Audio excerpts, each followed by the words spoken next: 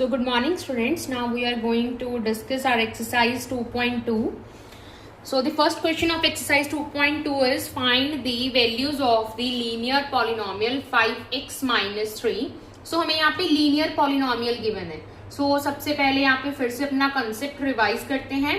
Linear polynomial कौन सी होती है, इसकी डिग्री क्या होती है, 1 होती है. तो यहाँ पे सिर्फ एक ही वेरिएबल है एंड उस वेरिएबल की जो पावर है वो क्या है, 1 है. तो यहाँ पे कोई कंपैरिजन तो है ही नहीं क्योंकि यहाँ पे एक ही वेरिएबल है और उसकी भी जो पावर है वो क्या है, 1 है. हमारे पास हाईएस्ट पावर 1 होनी चाहिए तभी वो लीनियर पॉलिनोमियल होता है. तो यहाँ पे कंपैरिजन तो है ही नहीं क्योंकि यहाँ पे सिर्फ एक ही जगह पे वेरिएबल x है और उसकी जो पावर है वो क्या है, 1 है. तो यहाँ पे पावर भी and highest power both are 1. So that means if the highest power is 1, it means the degree of the polynomial is 1. So this is a linear polynomial. तो हमें क्या करना है, वैल्यूज फाइंड करनी है इस लीनियर पॉलिनोमियल की. सबसे पहले तो at x is equals to 0. तो ये कैसे सॉल्व करेंगे, सोल्यूशन इज 5x माइनस 3. ठीक है जी, 5x माइनस 3 को हम सबसे पहले सॉल्व करेंगे at x is equals to 0. तो कैसे सॉल्व करते हैं इसको, 0 को x की प्लेस पे सब्स्टिट्यूट करके. So 5 into 0 is 0, 0 minus 3 is minus 3. ठीक है जी, this is the solution of our first part. Now at second part उन्होंने किस पे सॉल्व करने के लिए बोला है, इस लीनियर पॉलिनोमियल को at -1, at x is equals to -1. So at x is equals to -1. अगर यहाँ पे हम x की जगह -1 सब्स्टिट्यूट करेंगे तो ये इक्वेशन कुछ इस तरीके की दिखेगी. 5 into -1 is -5 minus 3, minus minus plus. So 5 plus 3 is 8. अब कई स्टूडेंट्स को ना यहाँ पे कंफ्यूजन होगी कि यहाँ पे तो मैं माइनस का साइन है, आप प्लस कैसे बोल रहे हो. तो स्टूडेंट्स ये चीज आपको बहुत ध्यान में रखनी है कि माइनस माइनस क्या होता है, प्लस होता है. सो इट इज 8 और जो साइन आता है वो लार्जर नंबर के आगे वाला आता है. Here the larger number is 5, so it will be -8. I am damn sure about it कि अगर कोई स्टूडेंट यहाँ से मेरी वीडियोस में से पढ़ रहा है तो उसके जो बेसिक्स है वो बहुत अच्छे तरीके से क्लियर होंगे अगर आप वीडियोस को बहुत ध्यान से सुन रहे हो. I am damn sure about that. Obviously the great things take time. तो अगर आपको एक अच्छा कंटेंट बनाना है तो उसके लिए बहुत ज्यादा जो है टाइम इन्वेस्ट करना पड़ता है. इसीलिए अभी सिर्फ जो वीडियोस हैं वो मैं बहुत मतलब ध्यान से और अच्छे तरीके से अपने तरफ से एक्सप्लेन करके जो है अपलोड करने का ट्राई कर रही हूँ. So do some comments so that I will get to know कि आपको कितना समझ में आ रहा है और आपको कितनी पसंद आ रही है videos. So the third part is at x is equals to 2. So 5 at x is equals to 2. तो x की जगह 2 सब्स्टिट्यूट करेंगे. 5 इंटू 2 इज 10, 10 माइनस 3 इज 7. अगर आपको किसी और चैप्टर की वीडियोस पहले चाहिए तो आप वो भी कमेंट सेक्शन में बताइए so that I will upload that chapter first. ठीक है जी. Then the second question is find the value of the quadratic polynomial. देखिए साथ के साथ हम जो अपने concepts हैं जो हम already सीख चुके हैं पहले वो भी साथ के साथ रिवाइज कर रहे हैं. ये एक बहुत ही पॉजिटिव पॉइंट होता है. कहीं पे भी आप अगर अच्छे तरीके से पढ़ना चाहें तो वो क्या होता है कि आप सबसे पहले जो प्रीवियस कंसेप्ट्स हैं वो भी साथ के साथ आप रिवाइज करते जाएं. तो मेरा पूरा ट्राई है कि जो प्रीवियस कंसेप्ट्स आपने पढ़े हैं वो भी अच्छे तरीके से आपके रिवाइज हों. So students please like, share and subscribe. ठीक है, and do comments as well कि आपको कैसी लग रही हैं videos so that I can upload more and more videos because that give us the motivation to improve our self. है ना, अगर कहीं पे भी कुछ आपको लगता है तो आप कमेंट्स में बताइए कि क्या इम्प्रूव करने की जरूरत है. Okay, so here find the value of the quadratic polynomial. Quadratic polynomial की जो डिग्री होती है वो क्या होती है, 2. तो यहाँ पे वेरिएबल्स कहाँ पे हैं, 2 प्लेसेस पे वेरिएबल्स हैं. Here the power of the S is 2 and here the power of the S is 1. अब हमें क्या देखना है, हाईएस्ट पावर देखनी है. तो दोनों में से हाईएस्ट पावर क्या है, 2 है. So if the polynomial has the highest power as 2 then this polynomial is known as quadratic polynomial. अब हमें इस क्वाड्रेटिक पॉलिनोमियल की वैल्यू फाइंड करनी है सबसे पहले at s is equals to 0. So 7s² minus 4s plus 6 at s is equals to 0. तो जहां जहां पर भी s है वहां पे क्या सब्स्टिट्यूट करना है 0। अब जब भी इसकी ऐसे पावर में 2 हो ना, 2 हो 3 हो, तो आपको कैसे करना है, सिर्फ ब्रैकेट्स लगा के ऊपर लगाना है 2, ठीक है जी, क्योंकि इसकी क्या है वो पावर है। तो 0 का स्क्वायर तो 0 ही होता है, 4 into 0 is 0, so ultimately the answer is 6. Why? So 7 into 0 is 0. So 0 में कुछ भी ऐड और सब्ट्रैक्ट करें उसमें कोई भी डिफरेंस नहीं रहता, ठीक है जी। Now at s is equals to -3, तो हमें क्या करना है, जहां जहां पे s है वहां पे क्या सब्स्टिट्यूट करना है, -3। So I will repeat myself again बेटा, कि यहाँ पे s स्क्वायर था, दिस s स्क्वायर मीन्स कि अब जब भी इसमें वैल्यू आप सब्स्टिट्यूट करोगे तो ब्रैकेट लगा के उसका क्या करोगे, स्क्वायर करोगे। 2 सब्स्टिट्यूट कर रहे हो तो 2 का स्क्वायर, 3 सब्स्टिट्यूट कर रहे हो तो 3 का स्क्वायर, यहाँ पे -3 सब्स्टिट्यूट कर रहे हैं तो -3 का स्क्वायर। अब -3 का स्क्वायर क्या होता है, 9 होता है, minus minus plus, 4 3 is 12 plus 6, 7 into 9 is 63 plus 12 plus 6। अब मैं दोबारा से आपको एक चीज यहाँ पे बताना चाहूंगी कि अगर कुछ ऐसे स्टूडेंट्स हैं जिनको अभी भी कंफ्यूजन है कुछ बेसिक कंसेप्ट्स में, तो students do follow my Instagram channel that is solve with me by 24/7। वहां पे आपको जो भी बेसिक्स हैं इनके वहां पे आप देख सकते हैं, ठीक है जी, क्योंकि बेसिक्स जो हैं वो क्लियर होने बहुत जरूरी हैं। उसके बाद ही आप लार्जर जो हैं सॉल्यूशंस हैं जो अलजेब्रा के वो कर सकते हैं। ये बहुत इंपॉर्टेंट चीज है ना। द थर्ड पार्ट इज, अब प्लस प्लस तो प्लस ही होता है, तीनों को प्लस करना तो आपको आता होगा, आई होप सो। तो लास्ट पार्ट में हमें at s is equals to 4 पे फाइंड करनी है। सो यहाँ पे जहां जहां पे s है वहां पे क्या सब्स्टिट्यूट होगा, 4 सब्स्टिट्यूट होगा। 4 का स्क्वायर क्या होता है, 16, 4 into 4 is 16 plus 6। नाउ अब हमें क्या करना है, इन दोनों को मल्टीप्लाई करना है। तो 16 into 7 is 112 minus 16 plus 6। अब एक और चीज मैं आपको बताती हूँ कि सबसे पहले ये दोनों छोटी क्वांटिटीज आप इनको सॉल्व कर सकते हैं जी, plus minus, minus 16 minus 6 is 10। अब साइन कौन सा आएगा, लार्जर नंबर का। दोनों में से लार्जर कौन है, 16, तो इसके आगे वाला साइन है नेगेटिव, तो यहाँ पे क्या आएगा, नेगेटिव साइन आएगा।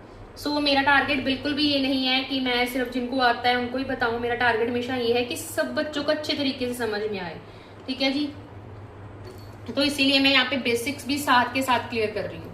Here the plus minus is minus, 112 में से 10 माइनस करोगे तो 102 आएगा, एंड दी जो sign is of larger number that is 112, so that's why the answer is 102। Now we will gonna discuss our question number 3 of exercise 2.2. So the question is, the present age of Salil's mother is 3 times Salil's present age.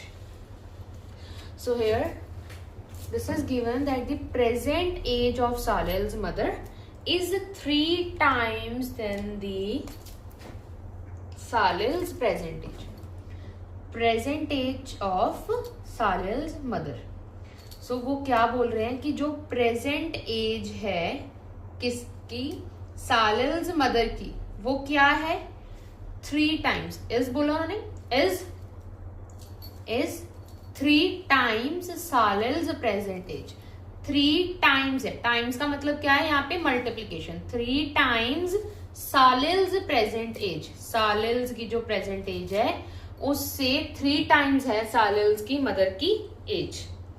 तो यहाँ पे क्या चीज है कि दोनों अगर हमें जो क्वांटिटीज है वो अननोन है, तो मैंने आपको पहले भी ये चीज बताई थी कि अगर एक किसी भी एक चीज की जो वैल्यू है वो दूसरी की टर्म्स में गिवन हो, जैसे कि सालिल्स मदर की जो एज है वो सालिल्स की एज के विद रिस्पेक्ट टू गिवन है, कि अगर सालिल्स की एज हमें पता होगी तो उनकी मदर की एज भी ऑटोमेटिकली पता चल जाएगी, वो क्या होगी, उसकी 3 टाइम्स होगी।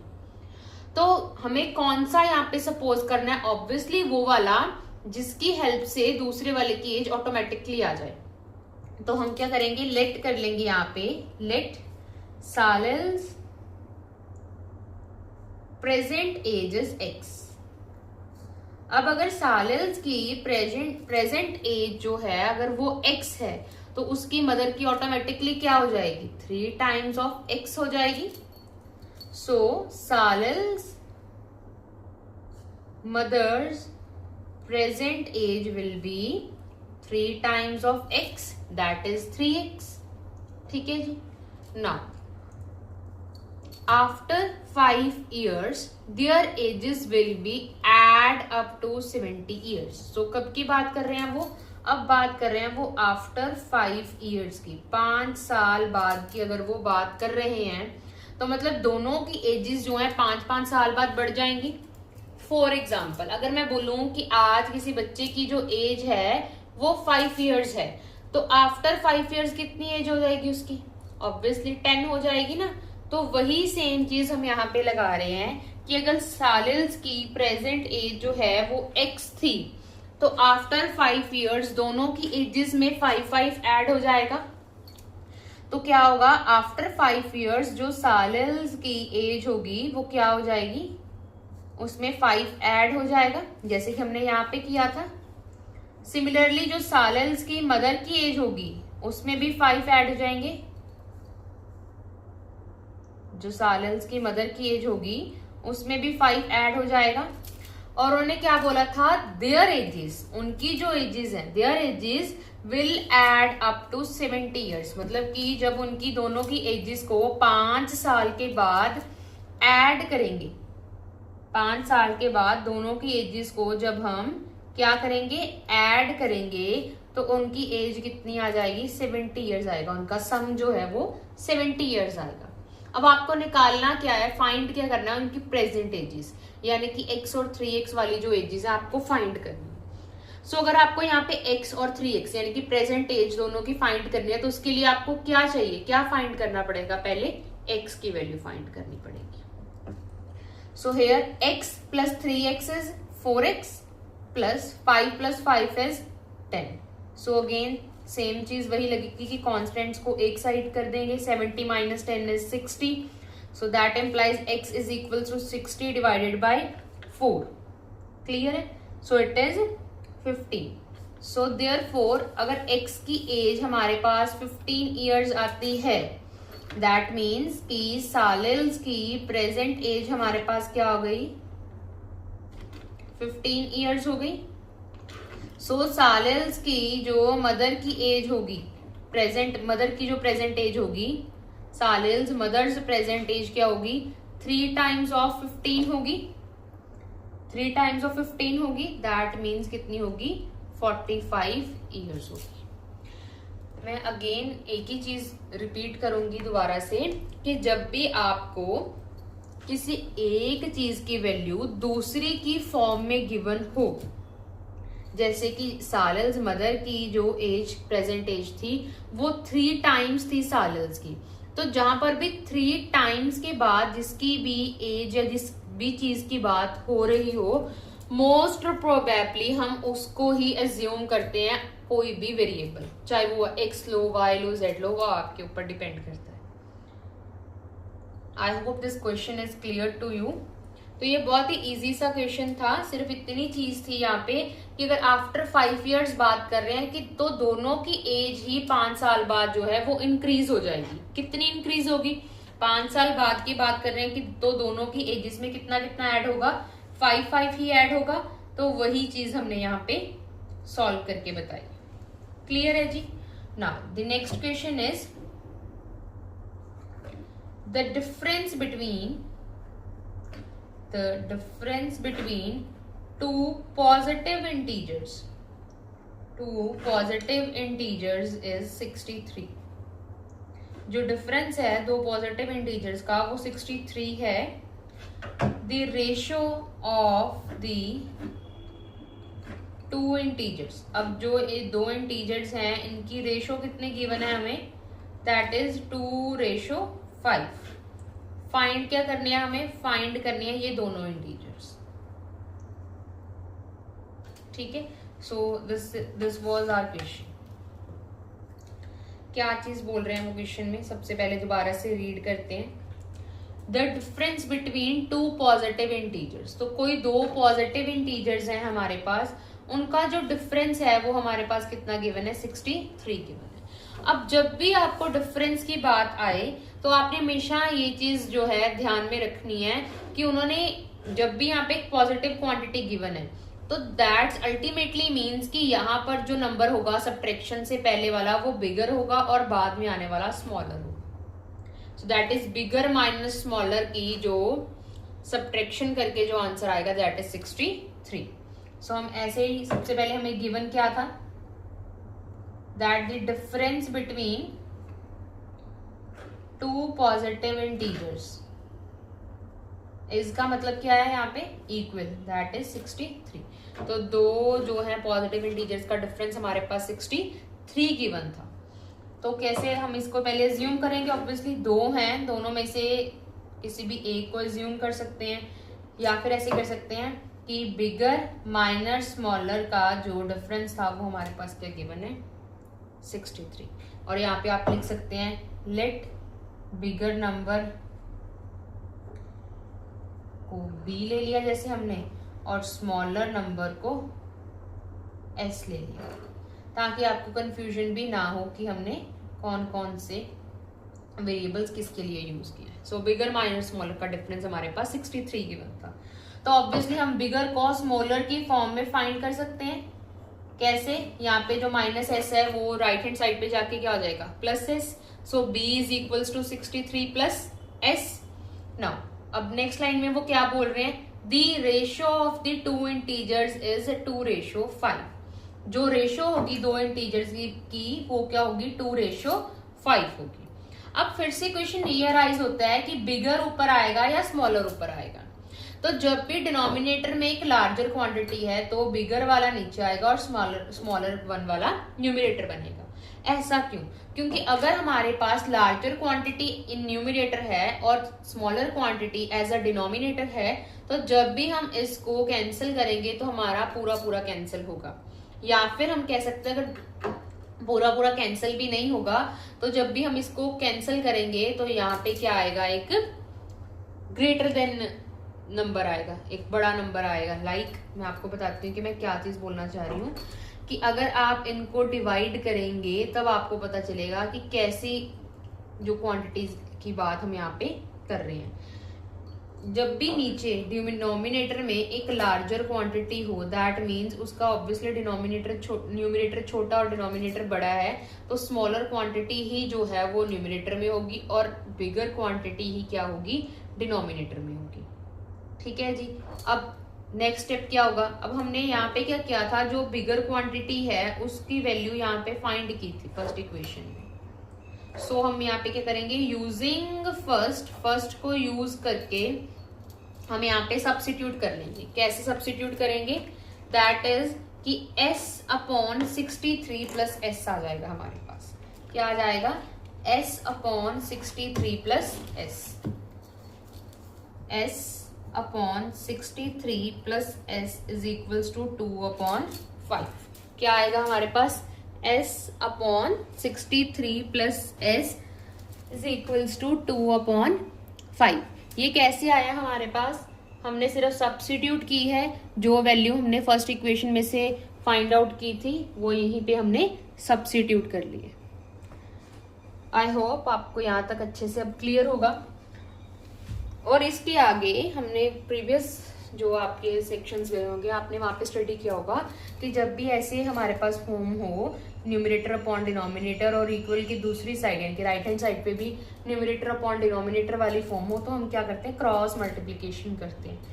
तो वही चीज हम यहाँ पे करेंगे, क्रॉस मल्टीप्लिकेशन करेंगे। 5s is equals to twice of 63 plus s। ठीक है जी, क्लियर है। 5s इज इक्वल्स टू, अब जब भी ब्रैकेट यहाँ पे है फिर से अलजेब्रा की यहाँ पे यूज हो रही है कि जो ये 2 है ये ब्रैकेट के दोनों ब्रैकेट के अंदर जितनी भी टर्म्स होंगी उन सबके साथ ये मल्टीप्लाई होगा, ना कि ऐसा होगा कि सिर्फ फर्स्ट टर्म के साथ ये मल्टीप्लाई हो। तो ये चीज बहुत ही ध्यान से आप लोग समझें कि जब भी ब्रैकेट के बाहर कोई भी नंबर है तो ब्रैकेट के अंदर जितनी भी टर्म्स हैं एडिशन या सब्ट्रैक्शन में उन सबके साथ जो बाहर वाली टर्म है वो क्या होती है, मल्टीप्लाई होती है। सो 2 into 63 is 126 plus 2s अब जो वेरिएबल्स हैं वो एक साइड आ जाएंगे, 5s minus 2s is equals to 126.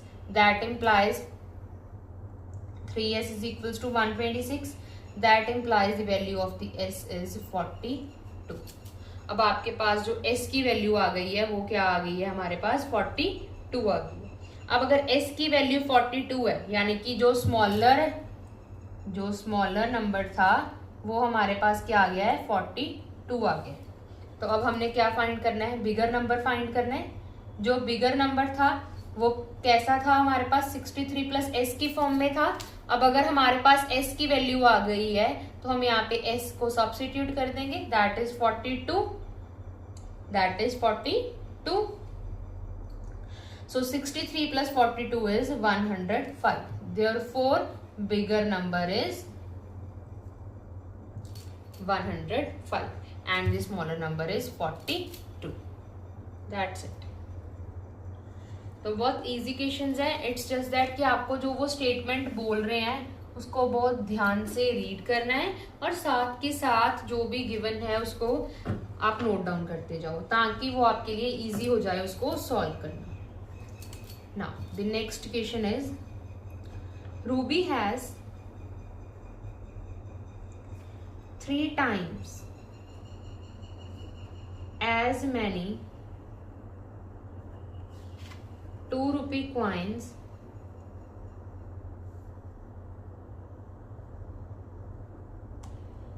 as she has 5 rupee coins.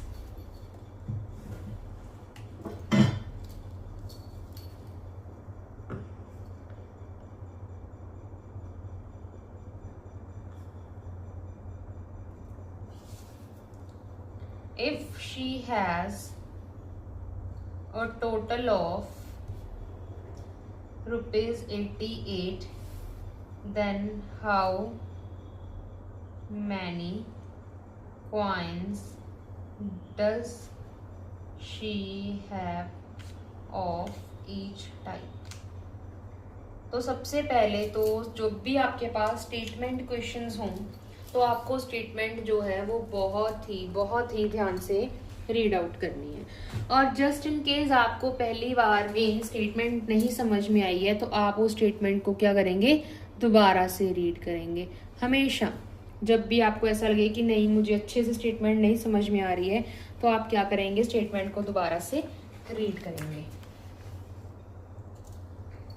Now the question is, Ruby has 3 times as many 2 rupees coins as she has 5 rupee coins.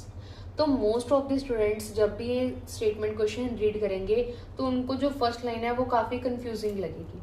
तो जब भी ऐसे क्वेश्चंस आए आप इनको बाइफरकेट कर लीजिए. कैसे बाइफरकेट करेंगे, जैसे कि 3 टाइम्स से बाद वाली जब तक आपको कोई क्वांटिटी नहीं ना मिल जाती, मैथमेटिकल क्वांटिटी नहीं दिखती, तब तक आप उसको रीड करिए और पोज लगा लीजिए. जैसे कि रूपी has 3 times as many 2 rupees coin. 3 times, times का मतलब फिर से मल्टीप्लीकेशन है. 3 times as many 2 rupee coins, तो यहाँ पे लिखो 2 rupee coins. ठीक है जी. as she has 5 rupee coins. as she has 5 rupee coins. Ruby has 3 times as many 2 rupee coins. 3 times करना है किसका, as many 2 rupee coins as she has 5 rupee coins. तो यहाँ पे फिर से मैं आपको बोलूँगी कि इस तरह की जो स्टेटमेंट्स हैं वो आपको काफ़ी ज़्यादा कंफ्यूजिंग लग सकती हैं, तो आप उनको बार बार रीड करिए. 1-2 बार रीड करेंगे तो आपको ज़रूर उसका सोल्यूशन समझ में आ जाए. तो यहाँ पे वो क्या बोल रहे हैं कि रूबी के पास 3 times as many 2 rupees coins है as she have 5 rupee coins. तो 3 times of 2 rupee coins किसके इक्वल है, 3 times के बाद मैंने बोला ये पूरी एक लाइन है, 3 times of 2 rupee coins, क्योंकि 3 times के बाद कोई तो क्वांटिटी की वो बात कर रहे होंगे ना. 3 times के बाद वो किसी क्वांटिटी की तो वो बात करेंगे ना जिसको हमने इक्वल रखना होगा किसी दूसरी क्वांटिटी के. तो 3 times as many 2 rupees coins as she has as she has 5 rupee coins. So 3 times of 2 rupee coins as many as 5 rupee coins. ठीक है जी. तो सबसे पहले हम यहाँ पे क्या करेंगे, लेट करेंगे Ruby has number of 5 rupee coin, कि रूबी के पास 5 रुपी नंबर ऑफ 5 रुपी कॉइन्स, कि कितने 5 रुपी कॉइन्स रूबी के पास हैं. जैसे कि हमने इसको एक्स एज्यूम कर लिया, तो जितने उसके पास 5 रुपी कॉइन्स होंगे तो 2 रुपी कॉइन्स कितने होंगे, उसके थ्राइस होंगे, उसके 3 टाइम्स होंगे. ठीक है. अब यहाँ पे मैंने नंबर ऑफ बोला था कि जितने उसके पास 5 रुपी कॉइन्स होंगे उसके 3 गुना उसके पास क्या होंगे, 5 रुपी कॉइन्स होंगे. अब यहाँ पे क्या करेंगे, अगर वैल्यू उसकी फाइंड करनी है, वैल्यू ऑफ 5 रुपी कॉइन अगर हमें फाइंड करना है तो वैल्यू कैसे निकलेगी, 5 मल्टीप्लाई बाय एक्स. ठीक है जी. सिमिलरली अगर हमें 2 रुपी कॉइन की फाइंड करनी है तो क्या करेंगे हम, 2 multiply by 3x, that is 6x. ठीक है जी. मैं दोबारा से एक चीज आपको रिपीट करती हूँ कि मोस्ट ऑफ द टाइम्स आपको ऐसा लगेगा कि 3 टाइम्स ऑफ 2 रुपी कॉइन्स कह रहे हैं, तो आप फिर से स्टेटमेंट को जब आप ध्यान से पढ़ेंगे तो आपको समझ आएगा 3 times as many 2 rupees coin बोला उसने, 3 times as many 2 rupees coins as she has 5 rupee coins. यहाँ पे एज 2 बार है जो कि कंफ्यूज कर रहे हैं स्टेटमेंट में, लेकिन जब आप सेकेंड टाइम रीड करेंगे तो अपने आप यहाँ से मल्टीप्लिकेशन हटा के 5 रुपी कॉइन्स में लगाएंगे. तो मोस्ट ऑफ द टाइम्स यही मिस्टेक होती है यहाँ पे, इसलिए मैंने यहाँ पे पहले लगाया था ताकि आपको पता चले कि जब आप यहाँ तक रीड करेंगे ना तो आप ऑटोमेटिकली यहाँ पे लगा देंगे. जैसे ही आपने आगे स्टेटमेंट रीड करी आप समझ जाएंगे कि वो क्या बोल रही है. So in this question they are saying कि Ruby has 3 times as many 2 rupees coins as she has 5 rupee coins, कि उसके पास जितने 5 रुपए के कॉइन्स थे उसके 3 गुना थे उसके पास 2 रुपए कॉइन्स. तो जब मैंने वैल्यू निकाली तो 5 रुपए की कॉइन की वैल्यू क्या आएगी, 5 इंटू एक्स हो जाएगी. 2 रुपए कॉइन्स की वैल्यू क्या हो जाएगी, 2 इंटू एक्स हो जाएगी. बेसिकली यहाँ पे थ्राइस ऑफ एक्स था इसलिए यहाँ पे थ्राइस ऑफ एक्स की. नाउ अब वो नेक्स्ट लाइन में क्या बोल रहे हैं, if she has a total of ₹88. अब उसके पास जो टोटल है वो कितना होगा, ₹88 होगा, यानी कि 5x प्लस 6x उसके पास कितनी मनी है, टोटल ₹88 है. Now how many coins does she have of each type, उसके पास ईच टाइप के कितने कॉइन्स थे. अब हमें क्या फाइंड करना है कि उसके पास ईच टाइप के कितने कॉइन्स थे. तो ईच टाइप के कितने कॉइन्स, यानी कि आपको x एंड 3x करना है, तभी आप नंबर ऑफ कॉइन्स, इसीलिए हमने यहाँ पे नंबर ऑफ कॉइन्स को लेट किया है. एक ना समटाइम्स आपको ये चीज भी यूज हो सकती है कि जो आपने फाइंड करना है ना वो उनमें से एक चीज आपको एज्यूम करनी होती है, कोई भी वेरिएबल आइदर x, y और z, जो भी आपने फाइंड करना है उसको एज्यूम करना होता है. तो how many coins does she have of each type, तो हमें कॉइन्स फाइंड करने, तो हमने इसीलिए किया कि number of 5 rupee coins and number of 2 rupee coins को x लेट किया था. तो जो 2 रुपीज कॉइन्स थे वो ऑटोमेटिकली क्या आ गए, 3 टाइम्स ऑफ x आ गए. Now 5x plus 6x is 11x, so that implies the value of the x is 8. अब अगर x हमारे पास 8 आ गया तो हमारे पास इसका मतलब क्या हुआ कि नंबर ऑफ 5 रुपी कॉइन्स जो हैं वो हमारे पास कितने आ गए, 8 आ गए. तो अब हमें क्या फाइंड करना है, नंबर ऑफ 2 रुपी कॉइन हमें फाइंड करना है. तो वो कैसे फाइंड करेंगे, 3 इंटू 8 करके, दैट इज 24. तो हमारे पास 5 रुपी के कॉइन्स जो थे वो 8 थे और जो हमारे पास 2 रुपी के कॉइन्स थे वो कितने थे, 24 थे. कितने थे, 24 थे. That's it. तो कुछ क्वेश्चंस ही ऐसे होते हैं जिनकी थोड़ी सी स्टेटमेंट कंफ्यूजिंग हो, उनको हमेशा आप एक बार ना रीड करके ना 2 से 3 बार रीड कीजिए, तो वो आपको अच्छे से समझ आ जाएंगे कि उन क्वेश्चंस में वो क्या चीज़ जो है बताना चाह रहे हैं. I hope this question is clear to you all. लेकिन स्टिल अगर आपके पास कोई डाउट है इस क्वेश्चन को लेके तो आप कमेंट सेक्शन में पूछ सकते हैं. Now we will gonna discuss our question number 6 of exercise 2.2. हमेशा जब भी आप वीडियोस देखते हैं उसके बाद ज़रूर सारे क्वेश्चंस को खुद ब खुद भी रिवाइज कीजिए.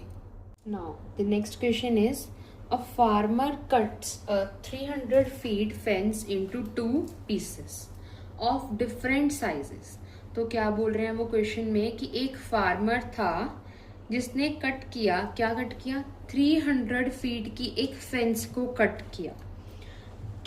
कैसे कट किया, कि ऐसे कट किया कि दो डिफरेंट पीसेस में और डिफरेंट साइजेस में उसको कट किया. That a farmer cuts a 300 feet fence into 2 pieces of different sizes. यानी कि क्या था, एक फार्मर के पास एक फेंस थी. फॉर एग्जांपल जैसे ये कोई फेंस है, ठीक है, ऐसी कोई फेंस है जिसको उसने कट किया, यहाँ से कट किया. लेकिन कैसे कट किया, उसने ये चीज़ कहीं पे भी मेंशन नहीं की कि 2 इक्वल पार्ट्स में कट किया, बल्कि उसने स्पेशली ये चीज़ मेंशन की कि वो डिफरेंट साइजेस के थे. यानी कि हमें ये चीज़ पता है कि ये जो टोटल लेंथ थी फेंस की वो तो 300 फीट थी. जो टोटल लेंथ थी फेंस की वो 300 फीट थी.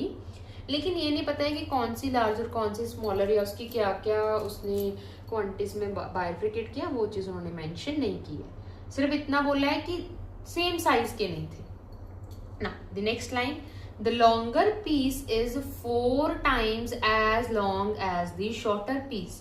सो जो लॉन्गर पीस था वो क्या था, 4 times था as long as the shorter piece.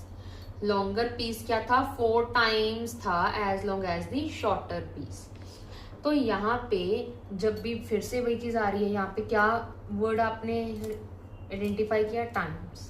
तो 4 times ऑफ एस था, यानी कि जो भी इधर जिसके साथ आपने मल्टीप्लाई की हुई है कोई कांस्टेंट नंबर, उसको आप क्या एज्यूम कर लेंगे, कोई भी वेरिएबल एज्यूम कर लेंगे. सो स्टार्ट करते हैं अब हमारा क्वेश्चन. बहुत ही इजी क्वेश्चन है ये तो. Let the shorter piece as X. Let the shorter piece is equals to X. तो ऑटोमेटिकली जो लार्जर पीस होगा वो हमारे पास क्या हो जाएगा, larger piece will be 4 times of X. Clear. अब एक जो पीस था वो x है, जो लार्जर था वो 4x है. एक जो पीस था हमारे पास x था और जो उसका लार्जर पार्ट था वो क्या था, 4x था. अब आपके पास ये चीज ऑटोमेटिकली अंडरस्टूड है कि जो टोटल लेंथ थी वो 300 फीट थी. 300 फीट की ही कोई वायर थी, जैसे कि ये पेन है, ठीक है, इसकी कोई ऐसी लेंथ थी. मैंने क्या किया, इसको यहाँ से कट कर दिया. अब इसकी 2 लेंथ्स हो गई. ये एक वायर थी, ये एक वायर थी, ठीक है जी. इसकी जो टोटल लेंथ थी वो क्या थी, 300 फीट थी. अब मैंने क्या किया, इसको 2 पीसेस में डिवाइड कर दिया. जब मैंने इसको 2 पीसेस में डिवाइड किया तो एक जो पार्ट है वो लार्जर है, दूसरा पार्ट जो है वो स्मॉलर है. लेकिन मुझे ये तो पता था कि उसकी जो टोटल लेंथ थी वो 300 फीट ही थी. चाहे इसको कट कर दिया मैंने, एक लार्जर एक स्मॉलर, लेकिन टोटल लेंथ तो सेम रहेगी.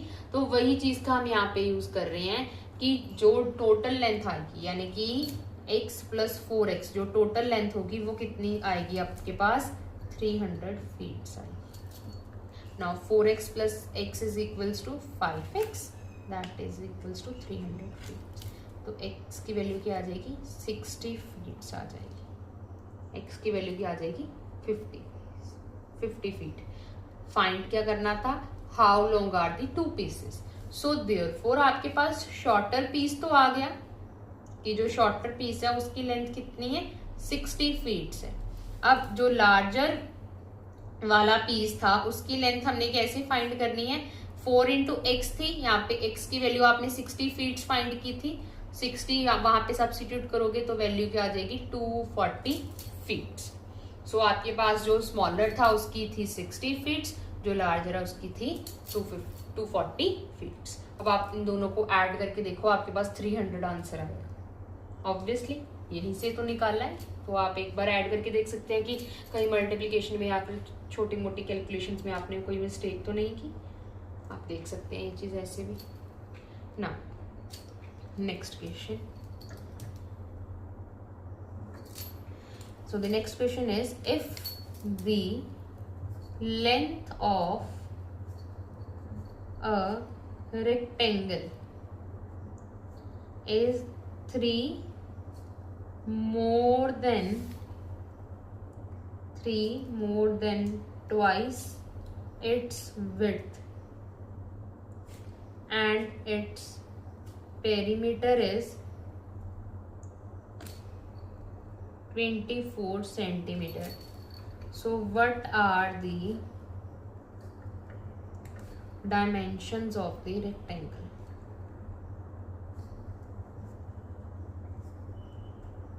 So again बहुत ही easy question है.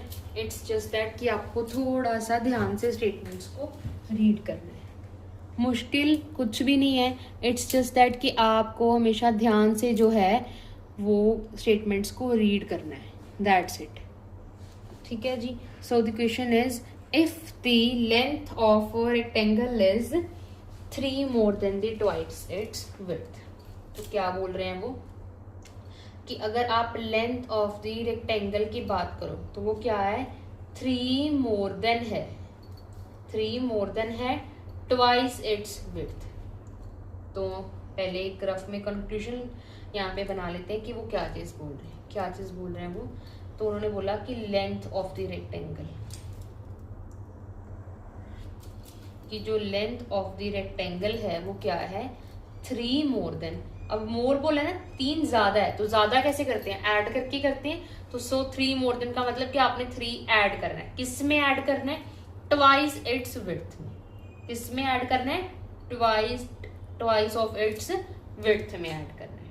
तो अगेन यहाँ पे ट्वाइस आ जाए, थ्राइस आ जाए, वंस आ जाए, दैट मीन्स कि आप मल्टीप्लाई की बात कर रहे हैं, यानी कि उस जो क्वांटिटी है वो आपस में ऐसे लिखी जाएगी. ट्वाइस ऑफ इट्स विड्थ का मतलब है कि वो 2 गुना है उसकी विड्थ. ठीक है जी. अब अगेन जिसके साथ भी ये मल्टीप्लाई होगा उसी को हम अज्यूम करेंगे, कोई भी वेरिएबल. सो लेट कर लेते हैं सबसे पहले, let width is equals to x centimetres और मीटर, जिसमें भी क्वेश्चन गिवन है. अगर सेंटीमीटर में क्वेश्चन है तो सेंटीमीटर लेंगे, यहाँ पे मीटर में है तो मीटर, ऑब्वियस है. सो ऑटोमेटिकली अगर ये चीज है तो लेंथ हमारे पास क्या हो जाएगी, 2x प्लस 3 हो जाएगी. 3 प्लस 2x या 2x प्लस 3 सेम ही बात है. इट्स जस्ट दैट कि हम वेरिएबल को वैसे ही आगे लिखते हैं अपने कंफर्ट जोन के लिए, आप कैसे भी लिख सकते हैं. Now and its perimeter is 24 centimetre. अब हमारे पास क्या गिवन और पेरीमीटर गिवन है, क्योंकि क्वेश्चन सॉल्व करने के लिए कुछ ना कुछ तो हमें चाहिए था. तो उन्होंने क्या गिवन किया, हमें यहाँ पे गिवन था, क्या गिवन था जी, पेरीमीटर गिवन था. that the perimeter of a rectangle is 24 centimeter. अब फाइंड क्या करना है, डायमेंशंस मतलब that's length and width of the rectangle, ये हमें फाइंड करनी है. So perimeter of the rectangle का हमारे पास फॉर्मूला क्या होता है, 2 इंटू लेंथ प्लस ब्रेथ यानी कि और width, that is equals to the formula of perimeter. अब हमारे पास सिंपल है, यहाँ पे लेंथ की वैल्यू है, विड्थ की वैल्यू को यहाँ पे सब्स्टिट्यूट कर लोगे. आप यहाँ पे विड्थ को एज अ W ले सकते हो, लेंथ को एज अ L ले सकते हो. यहाँ पे भी की अगर W लिख लो कि यहाँ पे विड्थ की बात कर रहे हैं. सो यहाँ पे लेंथ को सब्स्टिट्यूट करेंगे, that is 2x plus 3 and width यहाँ पे x को सब्स्टिट्यूट करेंगे is equals to 24 centimetres. Not twice of 2x में अगर x को ऐड करेंगे तो हमारे पास क्या आएगा, 3x प्लस 3, क्योंकि हमें पता है कि हम वेरिएबल में वेरिएबल को ऐड करते हैं. नाउ जो यहाँ पे 2 मल्टीप्लीकेशन में है, यहाँ पे क्या हो जाएगा, दूसरी साइड पे आके राइट हैंड साइड पे आके क्या आ जाएगा, डिवीजन में. So it is 24 divided by 2, that is 3x plus 3 is equals to 12. Clear है जी यहाँ तक. So that implies 3x is equals to 9, that implies x is equals to 3. Therefore हमारे पास width ऑफ द रेक्टेंगल की value क्या आई है, 3 सेंटीमीटर आई है. अब अगर width हमारे पास 3 सेंटीमीटर है तो लेंथ इजीली निकल जाएगी. हमने x जस्ट सब्स्टिट्यूट करना है. So the value of x is 3. So 2 into 3 is 6, 6 plus 3 is 9. So the length of the rectangle is 9 centimetre and the width of the rectangle is 3 centimetre. So इसके साथ हमारी जो exercise 2.2 है वो होती है कंप्लीट.